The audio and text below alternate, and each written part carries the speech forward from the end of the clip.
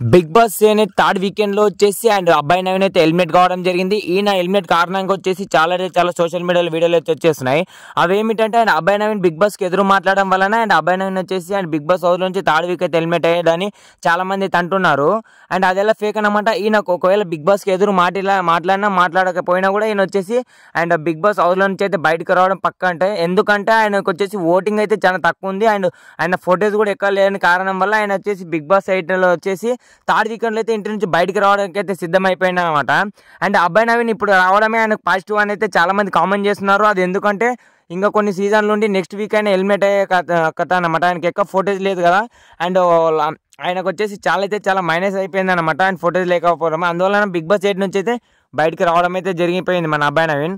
And me favourite contestant ఎవరు కామెంట్లో comment చేయండి అండ్ మన ఛానల్ సబ్స్క్రైబ్ చేయండి. అండ్ అబ్బాయి నవీన్ పై మీ అభిప్రాయం మీద కామెంట్ చేసి అండ్ అబ్బాయి నవీన్ది fair elimination unfair elimination comment చేయండి. అండ్ గైస్ ప్రతి ఒక్కటి కామెంట్ చేయండి. మన ఛానల్ సబ్స్క్రైబ్ చేయండి. Thanks for watching. జై హింద్.